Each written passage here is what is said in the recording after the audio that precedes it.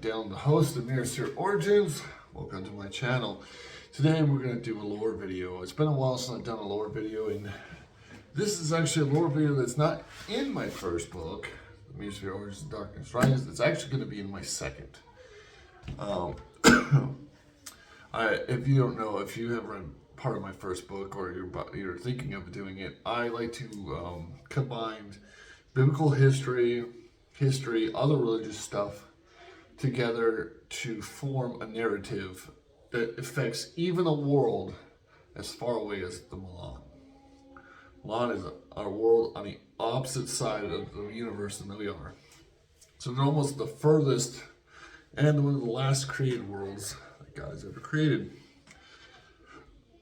So, what is this big event in book 2 that is going to shake up everything? Well, the book is called The Sundering. Book 2 will literally be called The Sundering. The Sundering is a point in biblical history known as the Flood.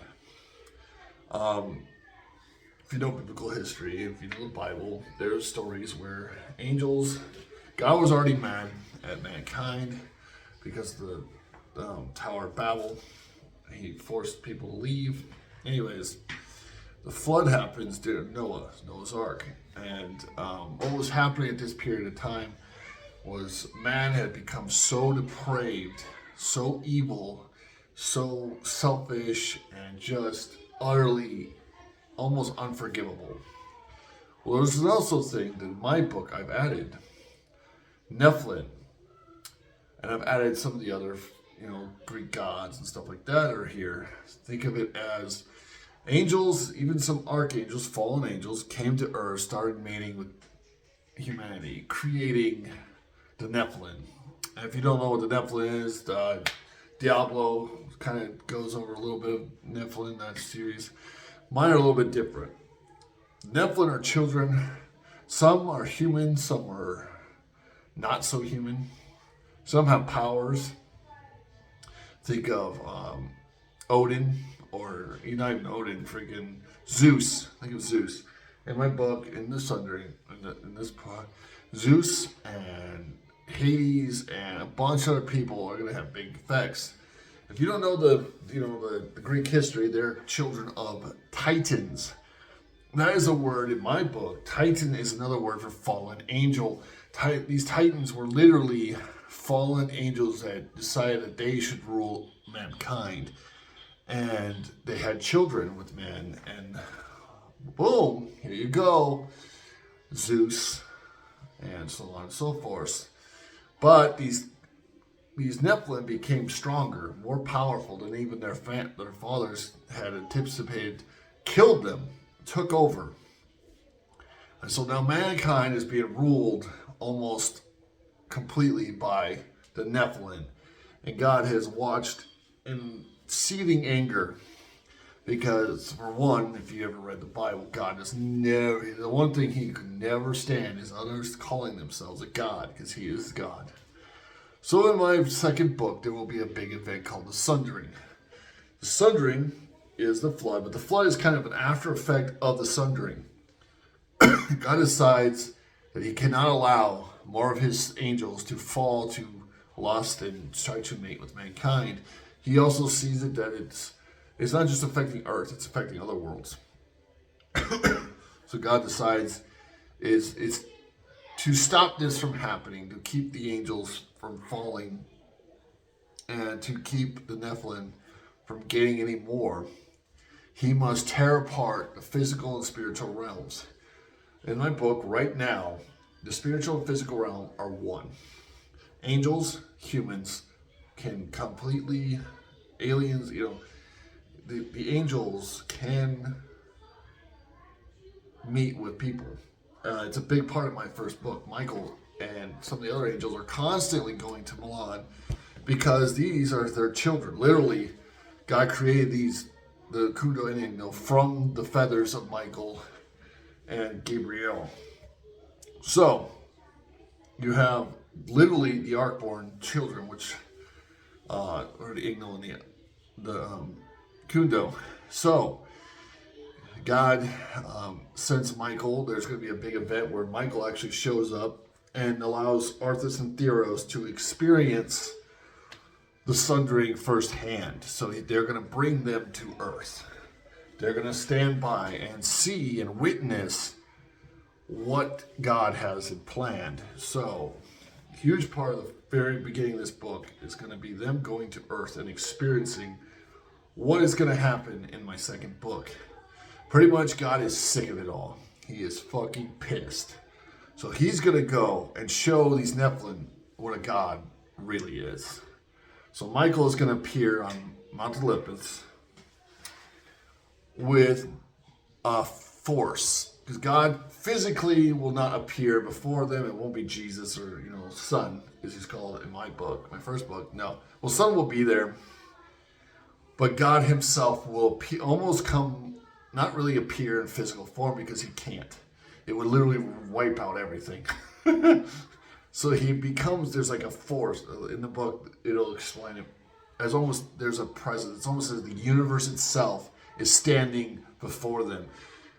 They, Arthas and those guys will fall to their face. Everyone around them will be kneel. Even the Nephilim will be on their face without realizing it because they can't. Their physical being, their very DNA, recognizes God.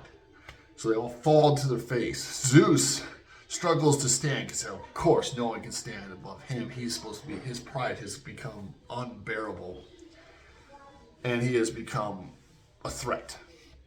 So he tries to struggle to stand in the Sundering. Well, the Sundering will happen.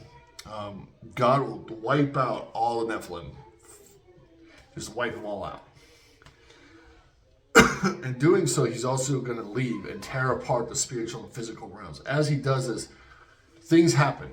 Well, during this part, if you like history, especially if you like this new stuff that's coming out where ancient civilization stuff might be happening during this time, good news for you, because I love that stuff, and I've added that stuff in the Sundering.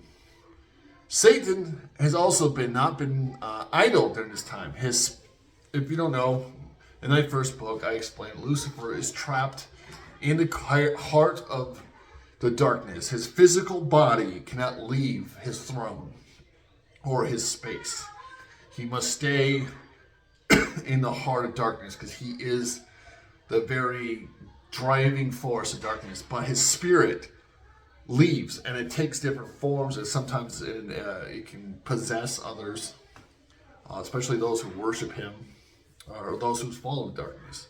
There's a man on earth in my second book that has been possessed by Lucifer. Pretty much, he goes around, and he's also got one of his demon princes with him at this time, and it's Leviathan, a massive snake. So if you're kind of thinking, well, he goes around, and if you don't know, if you know the story of the Bible, after Adam and Eve are thrown out, their lives are supposed to be hard. They're supposed to struggle with life because they had it so easy in the garden. God decided, okay, you don't want it easy, I'm going to make your life suck. You're going to work for it. You're going to have to plow the earth. You're going to do backbreaking work. And so he allowed humanity to become, to that point. They didn't give them technology. They didn't give them, knowledge to, plow and field and, and so they had to hunt to survive. Well, Lucifer, what a better way to get man away from God than to make their lives easier. So Lucifer travels around, especially either on his serpent or changes form or does different things, and he teaches mankind different ways to advance themselves and make their life a lot easier. And all he asks, they worship him or worship one of the Nephilim. And he takes different forms, like what's it called? It's a snake, dude. I had his name. It's like Cataqua. I'm going to butcher it right now. But anyways, you know what I'm talking about. And there's a story. I actually watched the show, and it fits so well with my book. There's a story of a large serpent in a lake battling a winged warrior. During this battle, lightning is flashing, and then the warrior raises his blade and giant rocks fly from the sky, smash into the serpent, which injures the serpent. The serpent flees, and the village is saved. When I heard that, I was like, oh my God, it fits so well with my story, because during this time when God is tearing apart the physical and spiritual realm, he gives Michael, who is with him, Theros and Arthas, a job. Their job is to go around and make sure some of humanity survives this cataclysm that's about to happen. One, he's already started with Noah. He already knows Noah. He's already got his boat built, and he's prepared for this. But he needs to make sure that there's other survivors throughout the world, because you can't just have one family. So, unbeknownst to, the Bible doesn't really speak about this, but Michael is given a scroll. The scroll has names and places. So he has Theros and Arthas to follow him and join him. So they do. And they travel around and they make sure certain people are like protected, certain people are hidden in caves, some people are, brought underground. Maybe he quickly builds an area for them with his powers to keep them safe from this giant cataclysm. And then it happens. God tears apart the physical and spiritual realms, causing massive ripple effects throughout the universe. Just imagine what that would be like. Not just meteors would be flying forever. Whole worlds would shatter. Everything, literally, he's breaking apart realms. And he enters a barrier between them to keep them from coming back together. And in certain places, it's a lot weaker, especially in places of like great death, great tragedy. The barriers are weaker, and so sometimes the spiritual and the physical realms bleed into each other. Not nearly what they used to be. So that kind of explains hauntings and certain things like that. But let's get back to it. So the Sundering happens. Meteors are flying to the earth is flooding, whole world's shaking, continents are dividing, shit's going down. Well, Michael discovers Lucifer and what he's doing in one of the villages, and Lucifer sends Leviathan to battle him. Arthas and Theros take on Leviathan while Michael deals with Lucifer. And during this time, the village is watching as Michael and Arthas and Theros are fighting Leviathan, and then they have Michael flying around, winged freaking Michael, just beating the shit out of the so-called god they thought was a god. And then meteors fly down. A meteor comes down during their fight and strikes Leviathan. Lucifer realizes the battle is lost and he's not going to be able to win this. So he opens a gate. Leviathan flees through the gate, what I call the dark portals. Leviathan escapes. Of course, Lucifer is just possessing a body, so he just leaves the body and goes back to where he was on his throne. And Michael destroys the possessed body. They're just sundering. So this is part of the book. There'll be a lot more, detail and a lot more stuff happening. But this is the overall events. So world's shaking apart. Michael hurries to get people into safety. The people who are on the list he finally gets it done. Then Michael takes Theros and Arthas back to their world, which has also been affected because they are such spiritual beings. They feel almost sick. Especially the Ingo, who are very connected to the spiritual realm. They can see it with they can see it with their eyes. And it affects them greatly. But it doesn't hurt them to the point of like devastation. They're far enough away from the center of the effect. Their world is kind of affected, but it's not nearly as bad as it would have been if they were near Earth. So Michael says, the biggest effect of them is it's now their turn to defend the universe. The spiritual realm is no longer a part of the physical realm. This is the last time they will ever see the angels Michael gathers Theros and Arthas, thanks them for all their, and trusts them with their mission. Says it's now your job to protect the universe because the darkness has twisted beings that aren't spirits and aren't physical. They're not one and the same.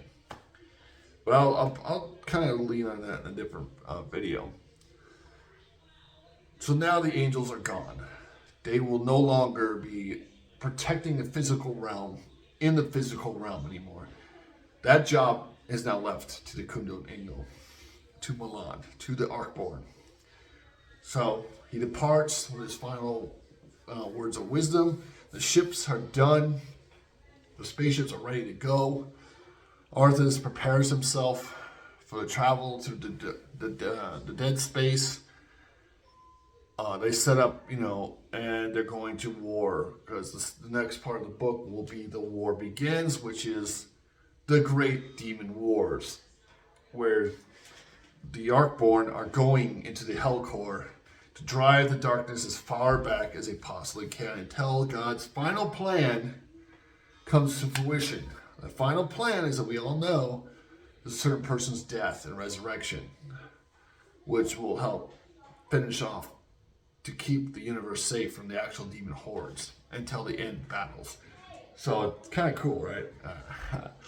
But the Sundering is going to be a huge part of the second book. I can't wait to share every little detail as I get it going and all the little things. But I hope you enjoyed this video. I hope you're excited for my second book. If you really want to get my first book, you can find it on Amazon, on paperback, Kindle. You can also find it on several other sites. Drafted Digital is what I use to get my book going. So I believe it's I don't know if Books A Million does it, but it's one of the other big bookstores also carries my book. So check them out, check it out, find my book where you can. I hope you enjoy it. And we'll see you next time in the Mystery Origins. Peace out, stay safe, stay healthy, and be good to each other. Hail the Iron Age.